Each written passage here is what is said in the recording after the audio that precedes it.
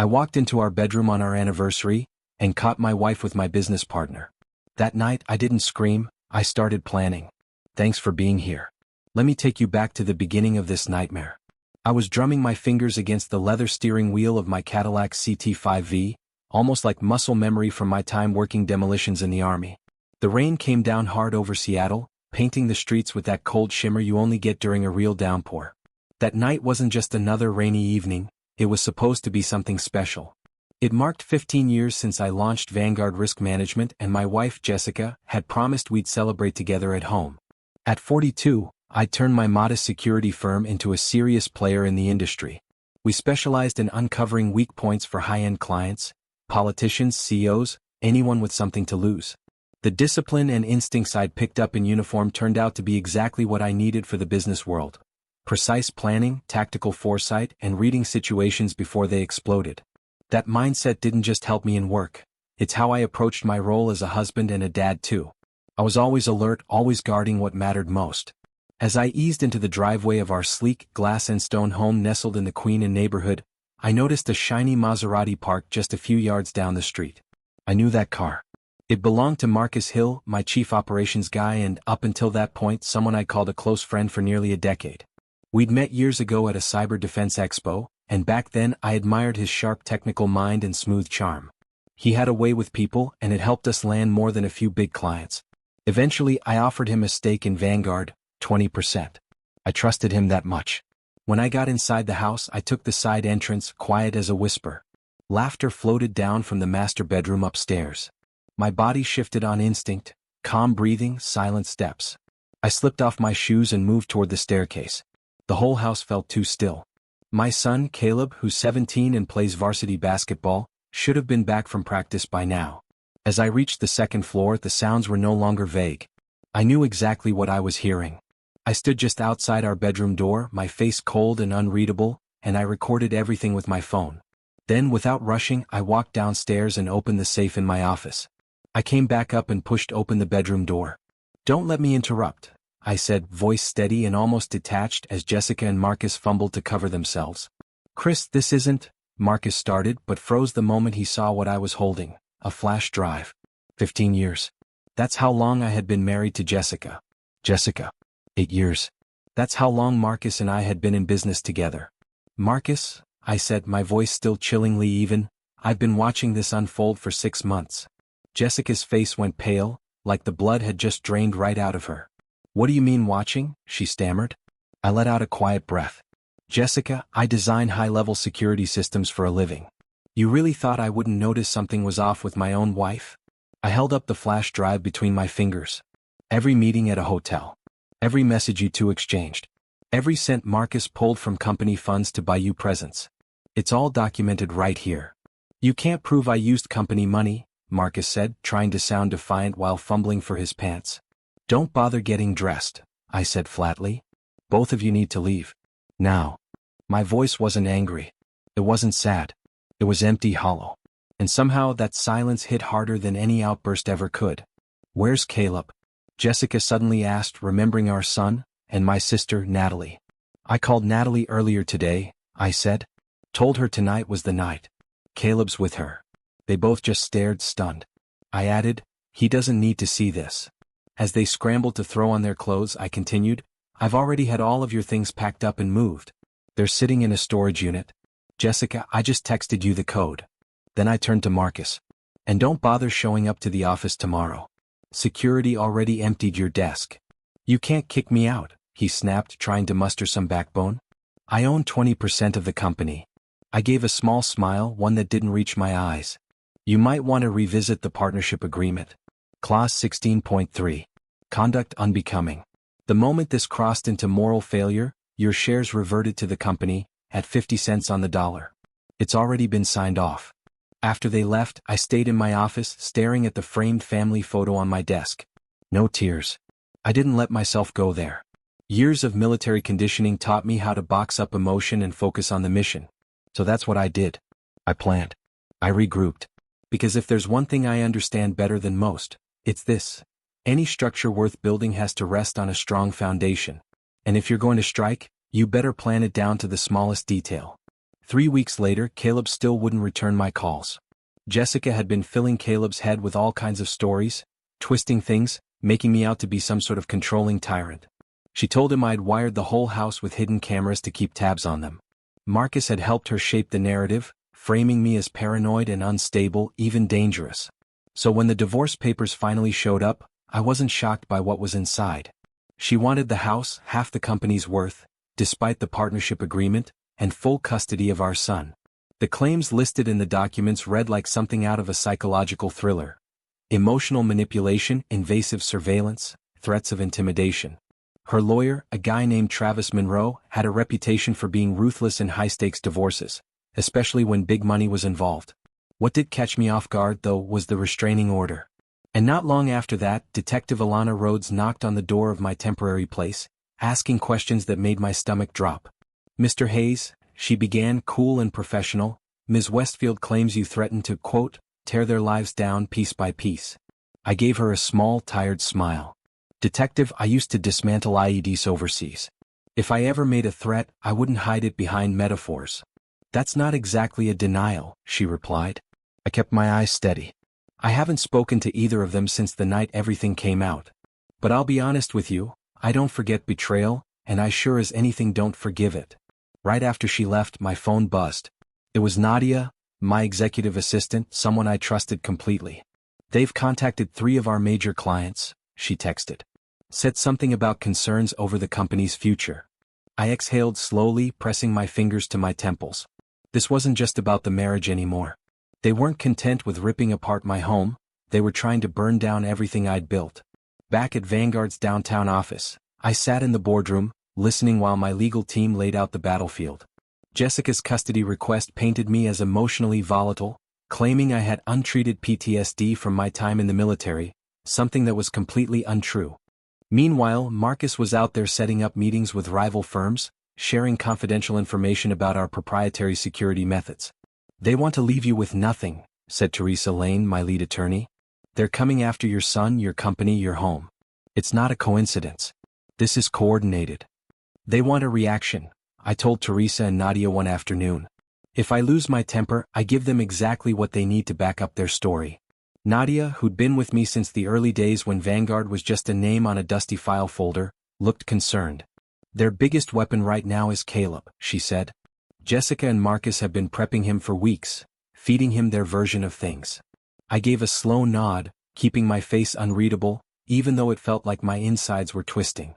The idea that my own son was being used this way, turned into a tool, cut deeper than anything. "Then Caleb has to be our priority," I said. "We have to find a way to reach him." Over the months that followed, it looked like I was slipping. I lost 2 major contracts. Clients pulled out, citing uncertainty about leadership and legal risks. Then came the court's decision. Jessica was awarded temporary full custody after Caleb testified that he didn't feel safe around me. Just like that, my time with him was reduced to monitored visits at a supervised family center. He wouldn't speak during the sessions, just sat there, stiff and closed off like I was a stranger. One afternoon, I brought a small worn chess set with me. "I don't want to play," he muttered, eyes locked on the floor. "This belonged to your grandfather," I said gently, placing the board between us. "He used to say chess is like life. You don't just think about the next move. You've got to think 3 steps ahead."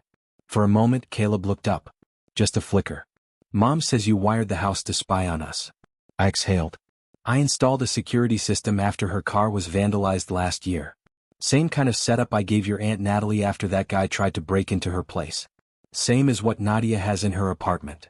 I saw something shift behind his eyes, just a sliver of doubt, but he quickly looked away again. Meanwhile, Jessica and Marcus had made themselves comfortable. They moved in together, acting like they'd already won. He took a high-level job at Signal Systems, Vanguard's biggest competitor, and walked in with insider info he'd stolen from our files. Jessica was busy redecorating the house, convinced the final ruling would hand it to her. What they didn't see coming was how quiet I had gotten. Not once did I call Jessica. I never confronted Marcus. In court, I kept my tone level, never gave them a soundbite to use against me. Behind the scenes, though, I was working. You see, that laptop I gave Jessica for Christmas a couple of years back? It came with our company's proprietary security suite, standard for VIP clients. I knew the backdoor vulnerabilities. I used that access to monitor her correspondence with her legal team, all legally stored within company protocols. That's how I discovered that Travis Monroe, her lawyer, had been helping coach Caleb's statements to family court evaluators. And that Marcus had doctored internal company records before handing them off to Sinel. But the biggest discovery, the one that tied everything together, was their plan to twist the next custody hearing into a full psychological evaluation. They were banking on my military past, hoping to paint me as mentally unstable. If they could make that stick, they could shut me out of Caleb's life for good. Around that time, I struck up a quiet friendship with the security guard at Caleb's high school, Howard Winters. Like me, Howard was a veteran, the kind of guy who didn't miss much. One afternoon, he pulled me aside outside the gym. "Your boy used to be real open, Mr. Hayes," he said, his eyes scanning the parking lot. "Now, he walks with his head down. Doesn't talk to no one. And I've seen your ex and her boyfriend pick him up more than a few times. Something about those car rides, they're always talking heavy, intense stuff. Just feels wrong." That's when an idea started forming. With Howard's help, we tucked a small legal voice recorder into Caleb's basketball jacket. Not to spy on what happened at home, I had no interest in that, but to capture whatever was being said during those pickup rides, when they thought no one else was listening. And then, out of nowhere, the most unexpected piece clicked into place. Jessica's father, Richard Westfield, called me. Now, Richard had taken Jessica's side from the beginning, and I didn't blame him. She was his daughter after all. But he was military too. And when you've served, you learn to spot when something smells off. "Chris, I've known you for over 15 years, he said when we met privately. "You're not warm, maybe not even easy to like. But dangerous? No. Cold maybe. Strategic definitely. But you're not the man Jessica and Marcus are making you out to be." I showed him what I'd uncovered, how Marcus had funneled money out of Vanguard, how they'd fed Caleb a script, used him as a pawn. Richard shook his head slowly. "I raised her better than this." Then he looked me in the eye. "What do you need?" "Just the truth," I said. "When the time comes." As the day of the final hearing drew near, Jessica and Marcus were confident they had me trapped. My company had taken hits, my name was being dragged, and worst of all, Caleb barely looked at me. But they didn't realize I wasn't playing their game. I was building something entirely different. The courtroom was silent, thick with tension, as Jessica took the stand. Dressed in a sharp navy dress, she looked every bit the composed, grieving mother. Her voice was calm, steady. Her eyes shimmered just slightly at all the right moments. And every word she spoke was rehearsed down to the syllable. "Chris always had to be in control," Jessica told Judge Camila Barnett, her tone steady, rehearsed. "And when I finally started standing up to him, he changed. He became unpredictable, scary." Then Marcus took the stand. He played the concerned friend card, the reluctant witness. "I didn't want to get involved," he said, shaking his head with exaggerated regret. "But after seeing how unstable Chris had become at work, I was afraid for Jessica and Caleb." He looked straight at the judge and added, "He once told me that back in the military he learned how to make people vanish, no evidence left behind." My attorney objected immediately. But the seed had been planted. The room shifted. I could feel it. Then it was Caleb's turn. My boy. He walked in slowly, sat down, and wouldn't even glance in my direction. He's been violent," Caleb said, voice low, almost robotic. "And dangerous. I don't feel safe with him." Word for word, the same things Jessica had said minutes earlier. Judge Barnett looked over at me. "Mr. Hayes," she said, "your counsel has chosen not to cross-examine the witnesses. Would you like to ask your son anything?" I stood up slowly. "Just one question, Your Honor." I reached into my jacket and held up Caleb's phone. "How about I play last Tuesday's conversation with your mom?" Caleb's head jerked up. His eyes went wide. Across the courtroom, someone gasped as the recording began. "Mom, I can't say that stuff about Dad in court." "It's not true." Jessica's voice followed, cool and forceful. "We've been over this. Your father is dangerous. Remember that client he had issues with?" Then Marcus cut in. "Nothing happened to that guy, Jessica."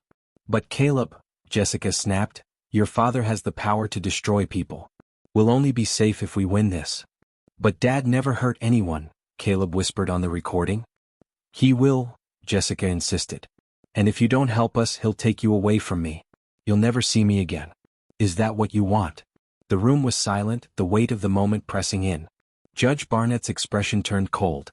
"Mr. Monroe, would you like to explain what we just heard?" Before Jessica's lawyer could speak, I stepped forward again. Your Honor, I have multiple recordings. Not just this one. I can show you exactly how my son was manipulated, how Jessica and Marcus coached him word for word on what to say today. I nodded toward my attorney who stood and handed out folders. One for the judge, one for opposing counsel. Inside, transcripts, timestamps, evidence. Proof. These documents, I said, addressing the court, include proof of Marcus's financial misconduct within my company, along with records of their efforts to sabotage Vanguard's reputation. There are even text messages between them where they openly talk about how to, quote, completely destroy Chris. Jessica had gone pale, her expression frozen. That's illegal surveillance, she stammered. He can't. Actually, my attorney cut in calmly, every piece of evidence was gathered in full accordance with the law. The recordings took place in public settings or with one-party consent, as permitted under the state statute. And the digital records came from company-issued devices, all of which fall under an explicit monitoring policy. Judge Barnett sifted through the folder in front of her, her brows drawing tighter with each page she turned. After a long pause, she looked up. I've seen more than enough to order a complete re-evaluation of this case. Mr. Hayes, what is it you're requesting today? I stood, my voice steady. Full custody of my son, I said. And a forensic audit of all financial transactions related to this divorce. That was when Caleb finally looked at me. His eyes welled up and the tears started falling fast. I held his gaze, letting my guard down for just a moment, letting him see me, not the soldier, not the strategist, just his father. Court is in recess, Judge Barnett announced. As the room began to clear, Detective Rhodes approached Jessica and Marcus near the back. Mr. Pearson, she said, voice firm, we need to go over the documents Mr. Hayes submitted. There are financial discrepancies here that warrant further investigation. Outside the courtroom, Richard was waiting. He stepped right up to Jessica. I taught you better than this, he said, voice filled with grief. What you've done, to Chris, to Caleb, you crossed a line. You don't come back from this. Dad, you don't understand, Jessica began, but he raised a hand. I understand more than you think. And I've already told Judge Barnett that I'll be testifying on Chris's behalf this afternoon. When court reconvened, everything had shifted. Judge Barnett ruled in my favor. Temporary full custody granted, with a full psychological evaluation to follow. She also froze any assets connected to Marcus's dealings and referred his activities to the district attorney's office for criminal review. Afterward, as we stepped out into the bright afternoon light, Caleb approached me. Hesitant. Unsure. Dad. I'm sorry, he said, eyes downcast. I didn't know what to believe anymore. I reached out and rested a hand on his shoulder. They used you, Caleb. That's not on you. Can we go home? He asked quietly. I gave him a small nod. We'll get there, I said. But just so you know, I sold the house. Caleb blinked. You sold the house. When? Last month, I said, letting the smallest smile touch my face. To your grandfather. He looked stunned. Grandpa. Yeah, I nodded. Richard's letting us stay there while we figure out the next step. It's quiet out near the river. Feels like a fresh start. Everything that followed unfolded the way I'd mapped it out, piece by piece. Marcus was indicted shortly after the court proceedings ended. Charges of corporate espionage, wire fraud, breach of fiduciary duty, the whole list. Signal Systems let him go the same day the news broke. The damage to his name was permanent. In a business where trust is currency, his account was drained. No firm would touch him. All that charm, all that so-called expertise, it meant nothing now. As for Jessica, she came to realize too late that her scheming cost her everything. The court upheld the prenup to the letter.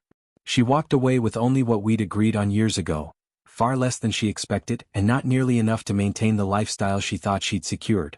Richard, disgusted by the lengths she went to, especially using Caleb as a weapon, refused to help her financially. The house she fought so hard to claim? It belonged to him now. Her social circle, once so polished and proud, turned its back on her the moment they saw what she really was. 6 months later, I sat in my rebuilt office at Vanguard. We weren't just back, we were thriving. The fallout had burned away the weak links and brought in new loyal clients. Stronger foundations, just like I'd always believed in. Nadia walked in with a cup of coffee and a little grin. New client update, she said, setting the mug down. Signal Systems. They want us to do a full vulnerability audit. They're done trusting their own people. Poetic justice, I murmured. She hesitated, then added, Marcus came by yesterday. Asked if there was anything, any position at all. I looked up, one brow raised. What did they tell him? They showed him the door. And Jessica? Nadia shrugged. Working as a real estate assistant in Phoenix. Barely getting by. Word is, Richard gave her one condition for financial help: she's not allowed to step foot in Oregon. I nodded, letting that settle. I didn't feel triumphant. I wasn't angry. And I wasn't sorry. I just didn't care anymore. He didn't want revenge. Not really. All Chris wanted was for them, Jessica and Marcus, to be gone. Gone from his life, and more importantly, gone from Caleb's. That evening, as the sun dipped behind the skyline and the city lights flickered on, Caleb and I sat across from each other at a small table in our new apartment downtown. The old chess set sat between us, pieces worn smooth from decades of use. Caleb moved a rook, then paused. "Do you ever think about forgiving Mom?" he asked. "For me, I mean." I took my time with my next move. Then I looked up. "Forgiveness is a little overrated, son," I said. "Some betrayals, they don't fade with time. They don't get undone. The only real response is to make sure they can't happen again." He studied me for a moment. "Is that what you did? Made sure it wouldn't happen again?" I met his eyes and saw something new there, something steady, grown. "I protected what mattered," I told him. "You. The company. Our future. Everything else? That was collateral." He nodded, slow and thoughtful, as if that truth had just settled somewhere deep in his bones. In the Hayes family, loyalty wasn't optional. And betrayal, that was something you didn't come back from. As for me, I never spoke Jessica's name again. Or Marcus's. Not once. In my world, one that ran on precision, strategy, order, they were gone. Deleted the moment they tried to destroy what I'd built. This wasn't vengeance. It was removal. I had carefully, methodically taken them out of the architecture of my life, just as I would any structural flaw. And when the dust settled, I built something stronger in their place. It had been over a year since the trial, since the storm broke and the dust finally settled. Life didn't go back to what it was before. It couldn't, but it found its rhythm. Caleb graduated high school with honors, surprising everyone by giving a short speech at commencement. He never mentioned his mother or the chaos of that year. Instead, he thanked the person who taught me how to stand up, how to rebuild, and how to think before moving. That summer, we took a road trip down the coast. Just me and him. No work calls, no meetings, no legal drama. We camped in Oregon's national forests, walked empty beaches, and played chess by firelight. One night near Big Sur, he asked quietly, "Do you ever think she regrets it?" "Maybe," I said. "But regret and change aren't the same thing." He nodded and didn't press it. When Caleb left for college in the fall, the house felt quiet again, but not empty. Just peaceful. He went to a small university in Montana studying cyber forensics. Said he wanted to protect people the way I'd protected him. Vanguard kept growing. We landed a federal contract through one of our newer clients, a result of Sinnel's public implosion. Marcus had tried to sue them after his firing, but Discovery pulled every skeleton from his closet. He lost. Again. Jessica stayed in Phoenix. She made a few attempts to reach Caleb, birthday texts and email on Christmas, but he never responded. I never asked him to cut her off. That was his decision. And though I never said her name aloud, I sometimes wondered if she felt the weight of what she'd lost. By then, my name had been quietly restored in our industry. What once felt like a smoldering ruin now looked like the beginning of a better chapter. People respected the way I handled it all, not with emotion but with strategy. Not with fire but precision. But the biggest change came quietly. One evening back at the office, I got a knock on the glass door. It was Nadia. "There's someone here to see you," she said, voice cautious. "A woman named Emily." I frowned. "Emily who?" She didn't say. "Just that you helped her brother once in Afghanistan." That stopped me cold. I walked into the lobby and saw her. She looked nervous but stood tall. Early 30s. Familiar features. "My brother was First Lieutenant Darren Holt," she said. "You pulled him out when the convoy was ambushed." I remembered. Barely. "He always said if I ever needed help, to find you." I didn't know it then, but that meeting would change everything. Emily wasn't like Jessica. There was no performance, no manipulation. Just quiet strength and truth. We didn't fall into anything quickly. I didn't trust easily anymore, and I wasn't looking. But over time, our conversation stretched longer. Dinners turned into mornings. She didn't ask about the past unless I brought it up. She never tried to fix what had been broken. She just respected the space where it once lived. And for the first time in a long time, I didn't feel like I was surviving. I felt like I was actually living. 2 years later, I found myself standing at the edge of the same overlook where I used to bring Caleb when he was a kid. He was back from college for the summer, taller now, more sure of himself, and carrying that quiet confidence I once wore in my 20s. Emily stood a few feet away, arms crossed, a light breeze brushing her hair across her face. She'd become part of our lives gently, never pushing her way in. Caleb respected her. More importantly, he saw the difference, how peace looks when it isn't forced. "So," Caleb said, joining me at the rail, "you ever think about the past?" I nodded, taking in the horizon. "Sometimes. But not like before." "I don't feel angry anymore," he admitted. "Just sad sometimes." "That's okay," I told him. "Sadness is honest. It's clean. It means you cared." There had been no more calls from Jessica. No letters. No courtroom follow-ups. She faded from our lives in the way consequences often do, slowly, completely. Marcus tried to reinvent himself in another state, but his reputation followed him. You can't outrun your own shadow. Vanguard was thriving. The company had become what I always intended, a fortress built on trust and vigilance. We trained veterans, mentored underprivileged youth, and offered second chances to those who earned them. It was never about revenge, it was always about rebuilding stronger. One morning in the early fall, I married Emily in a small ceremony overlooking Lake Chelan. Just a few close friends. Caleb stood beside me, quiet and proud. There were no grand speeches. Just a feeling that this chapter, unlike the last, was being written with honesty and grace. We moved into a new place, nothing extravagant but filled with light, with space for Caleb when he visited and room for Emily's garden. Life became less about protecting and more about being present. I never needed Jessica or Marcus to suffer. That was never the point. I just needed them gone. And now, standing in this chapter of my life, with Caleb growing into his own man and a partner beside me who understood both my strength and my scars, I realized something important. I hadn't just survived betrayal. I'd outlived it.